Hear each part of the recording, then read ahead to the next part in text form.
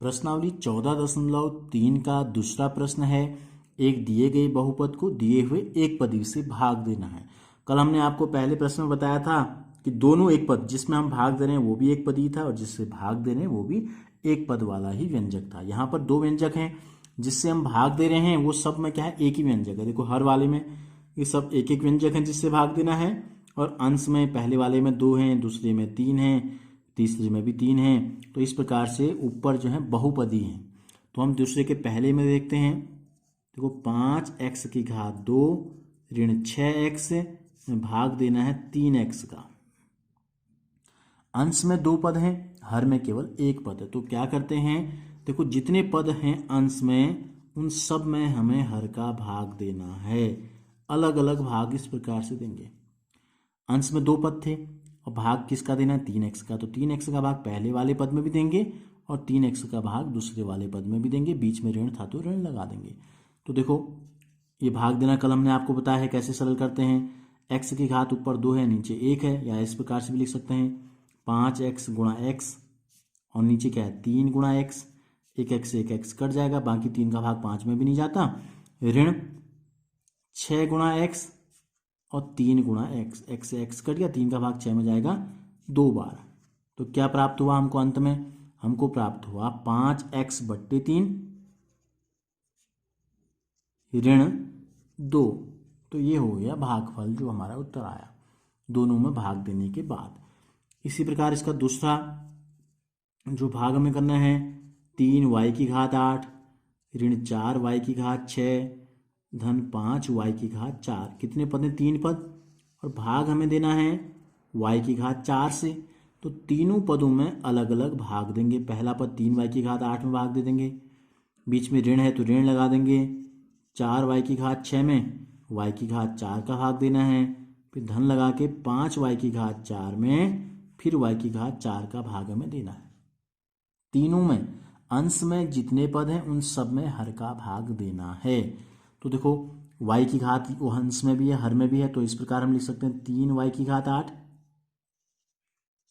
नीचे y की घात कितनी थी 4, तो ऋण 4 हो जाएगी। ये बीच में ऋण है, अंश में है 4 और y की घात 6, और हर से y की घात 4 ऊपर गया तो घात कितनी हो गई, ऋण 4 हो गई। फिर क्या है धन, यहाँ धन देखो धन 5 है, y की घात 4 ऊपर भी है, y की घात 4 नीचे भी है, तो सीधे काट दें इस प्रकार से, या 4 ऋण 4 घात 0 लिख सकते हैं। ठीक है, तो कितना प्राप्त हो गया, हमको प्राप्त हो गया उत्तर 3, 8 में से 4 गया 4 आ गया, ऋण 4 y की घात 6 में से 4 गया 2 आ गया, धन 5। तो भागफल जो प्राप्त हुआ 3y की घात 4 ऋण 4y की घात 2 धन 5 हमको प्राप्त हो गया। तीसरे में 2 व्यंजक हमको दिए गए हैं, इसमें कितने पद हैं, 3, 1, 2, 3 पद हैं, और इन तीनों से बाहर लिया है 8 कॉमन। इसका मतलब है 8 पहले पद में भी है, 8 दूसरे पद में भी है और 8 तीसरे पद में भी है।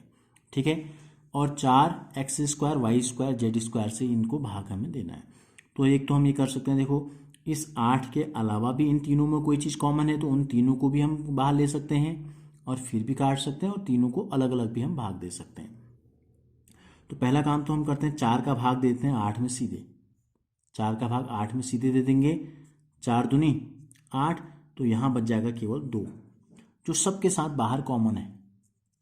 अब हम इस प्रकार से लिख लेते हैं, पहला पद है x की घात 3 y की घात 2 z की घात 2 बट्टे x की घात 2 y की घात 2 z की घात 2 धन दूसरा पद है x² y की घात 3 z की घात 2 बट्टे में ये हो गया x² y की घात 2 z की घात 2।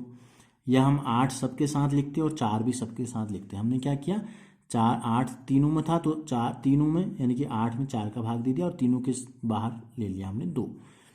धन ये है तीसरा पद x² y² z की घात 3 और नीचे पद है x² y² z²।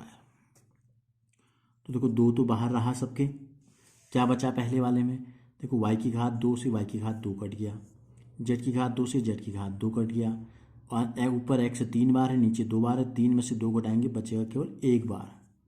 धन x² यहाँ सेम है, z² यहाँ सेम है, y ऊपर 3 बार है नीचे 2 बार है, 2 बार से 2 बार कट जाएगा तो बचेगा केवल 1 बार अंश में y।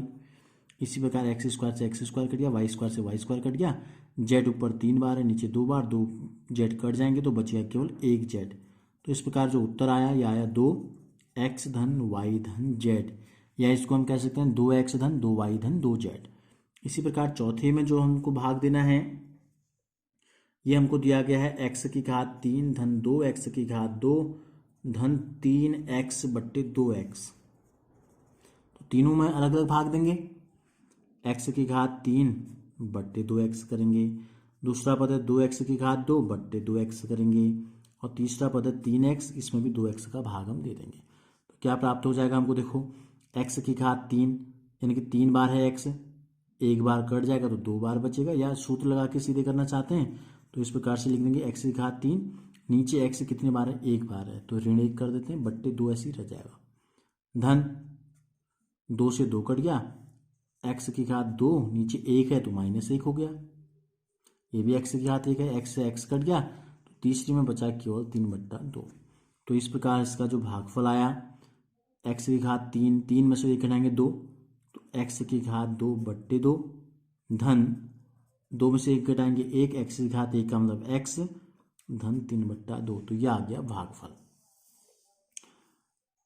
पांचवें में जो व्यंजक हमको दिए गए हैं भाग करने के लिए, p की घात 3 q की घात 6 ऋण p की घात 6 q की घात 3, इन दोनों में भाग देना है p की घात 3 और q की घात 3 से।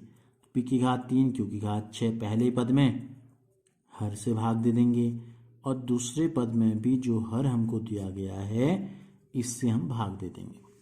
तो देखो p की घात 3 से p की घात 3 कट गया, यहाँ q की घात 3 से q की घात 3 कट गया, क्या बचा q की घात 6 और नीचे भी q है, कितनी बार 3 बार तो -3, 3 कट जाएगा, बीच में माइनस है, माइनस p की घात 6 और नीचे p है कितनी बार 3 बार तो -3 हो गया। तो क्या आया, उत्तर आया 6 में से 3 घटाएंगे 3 और 6 में से 3 घटाएंगे 3, q की घात 3 ऋण p की घात 3। तो इस प्रकार अगर हर में एक ही बहुपद है या एक ही व्यंजक है, एक पद है, तो उस पद से अंश में जितने भी पद हैं उन सबको अलग अलग भाग देना होता है।